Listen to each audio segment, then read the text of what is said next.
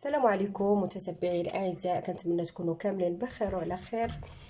وهذا الفيديو هذا ان شاء الله يا ربي يلقاكم بصحه وسلام ان شاء الله.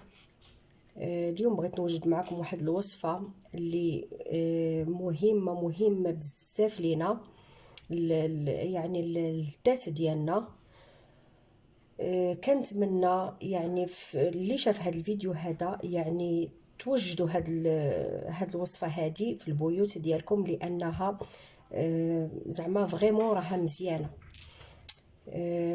غادي نصايبوا هاد الليمون هذا مع هاد الحامض هذا على يعني، وغادي نخبعوه في واحد القرعه ديال الزاج اللي غادي تكون ان شاء الله معقمه، وغادي نبداو نهزو منه مره يعني بحال يوميا، وغادي نشربوا واحد الكويس يعني بحال واحد تيزان.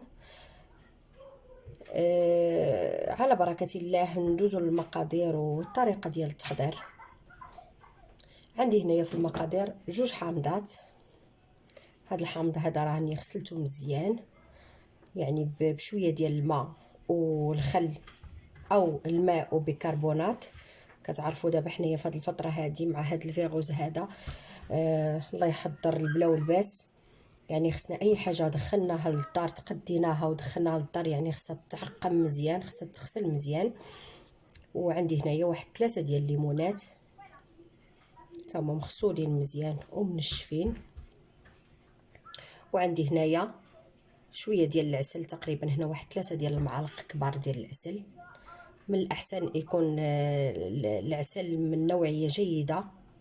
وعندي هنا واحد المعلقه كبيره ما عمراش بزاف ديال الزعفران البلدي اي الخرقوم. وعندي هنايا هاد السكينجبير طري، ضروري البنات يكون طري حتى هو راه مغسول مزيان. على بركه الله ندوزو للطريقه ديال التحضير.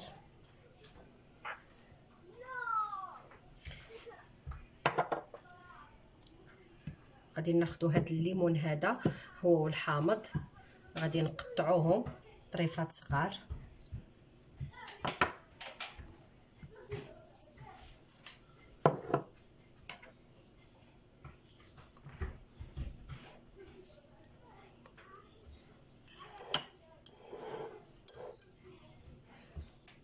غادي نحيدوا هاد القنت هذا.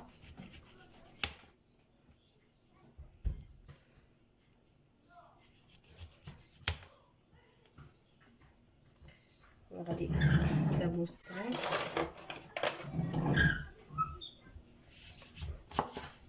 بسم الله. ما كتشوفوا الليمون راه زوين هذا.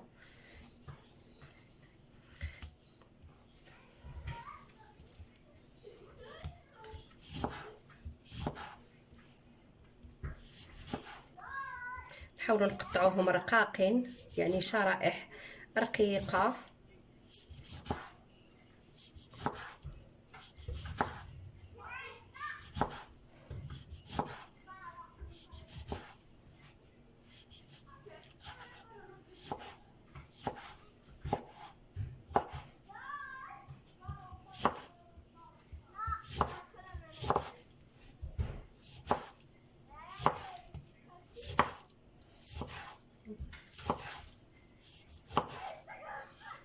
الطريقه اللي هي سهله.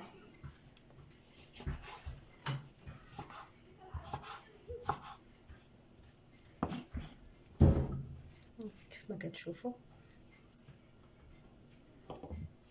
انا غنكمل هاد الليمونات اللي عندي ونتلاقاو من بعد.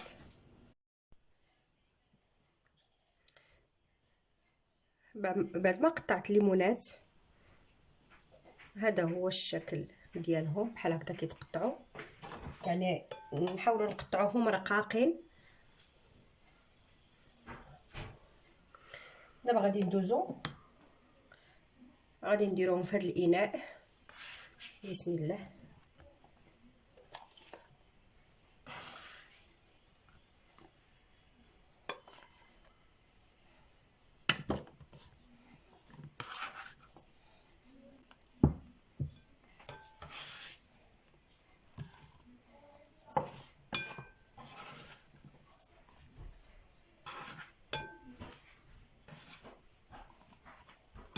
غادي ندوزو دابا نقطعو الحامض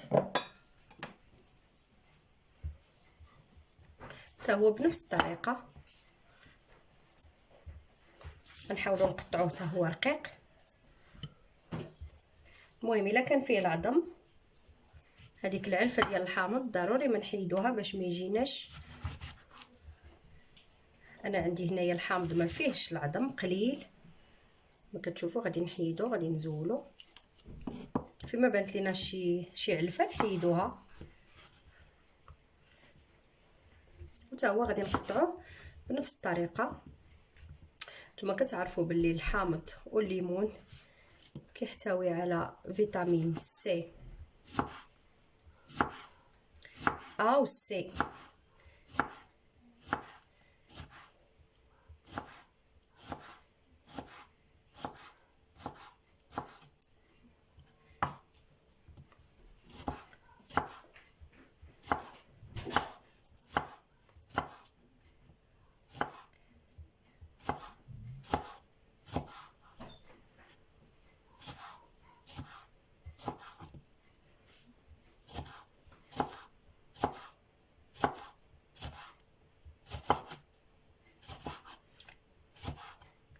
انا قلت ندير لكم هذا الفيديو هذا، يعني انا كنديرو في داري، انا كنوجدو يعني غير كيسالي كنعاود نوجد واحد اخر، يعني ما كيخطانيش من الدار،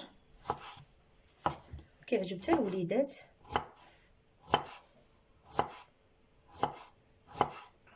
وكل شيء فيه طبيعي.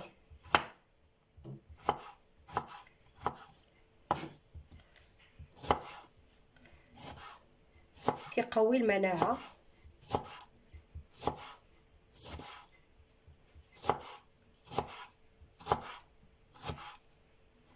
انا كملت هاد الحامضات حتى هما، يعني فيما بان ليا شي عظيم غادي نحيدو. كيف ما كتشوفوا الليمون عندي انا، هاد الحامض هذا راه ما فيهش العظم بزاف، حتى هو غادي نخلطوه هنا مع الليمون.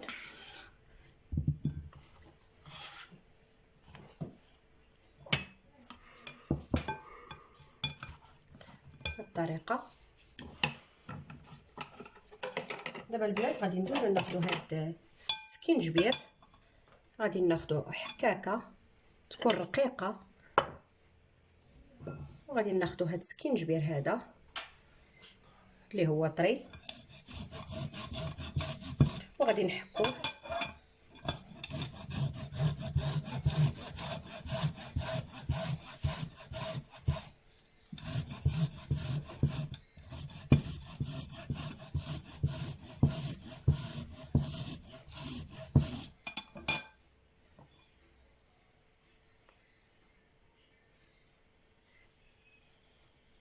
هذاك الخيط كامل كيبقى في الحكاكه.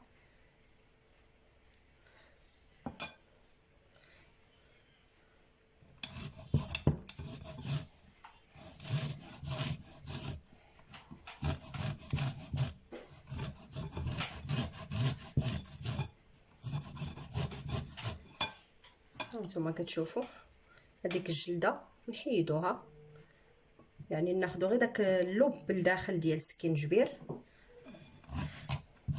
انا غنستمر بهذه الطريقه حتى غنكمل هذه الكميه هذه اللي عندي ديال السكينجبير.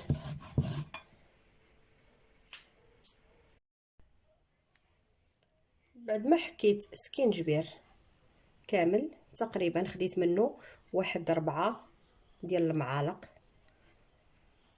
هنايا داك الخيط ديالو كتشوفوه كيف بقى عندي في الحكاكه.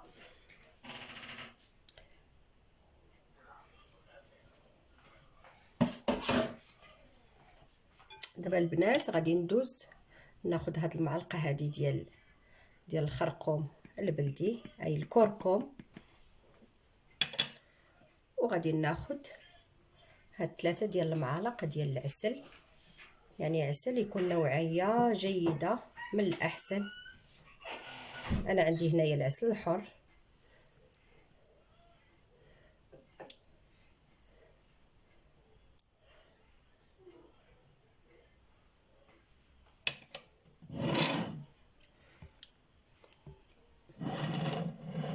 وغادي نخلطو الكل مزيان.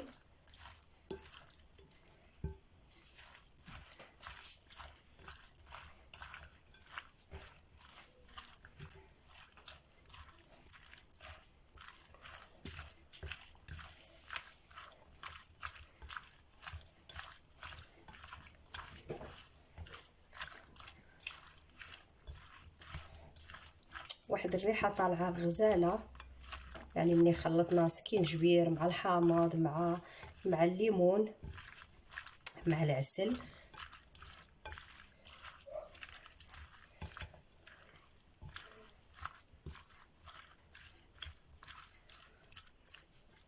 دابا البنات غادي ندوز ناخذ واحد القرعه، هنا قرعه ديال الزاج، انا عندي هاد القرعه هادي معقماها،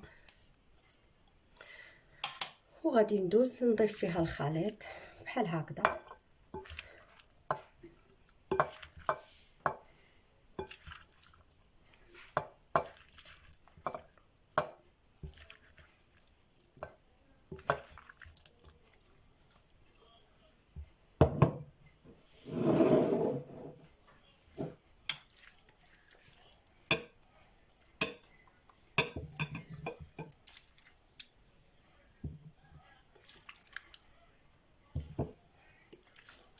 حتى غادي نعمروها مزيان.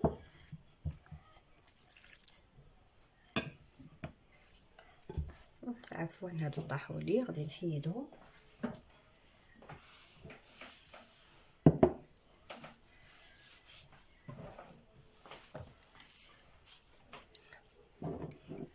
هكذا وغادي نغلقوا عليها، غادي نسدوها مزيان وغادي نحتفظوا بها في الثلاجه.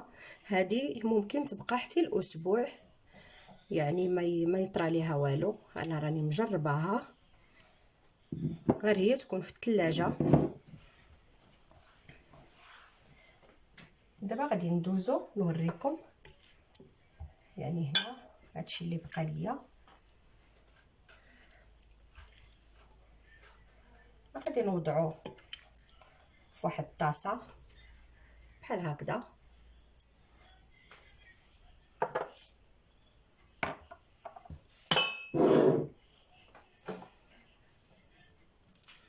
وغادي ندوز غادي ندير عليه الماء.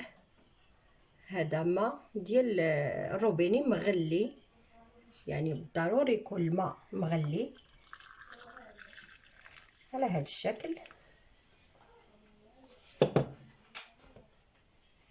وغادي نقفلو عليه باش يبقى يطلق لينا هذاك الحامض مع الليمون مع سكينجبير مع العسيله بالطريقه هذه.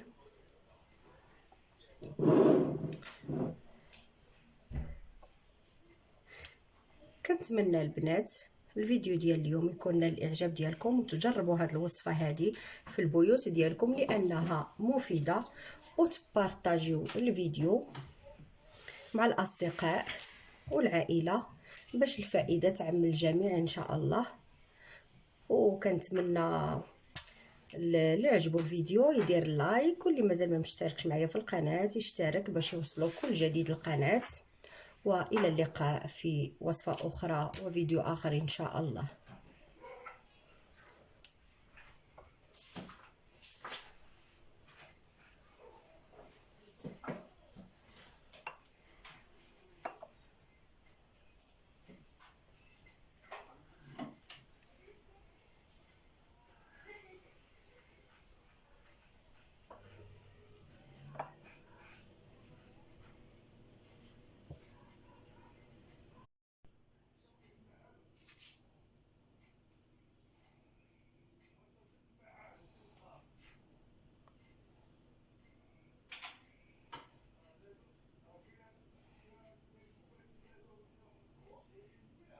ما كده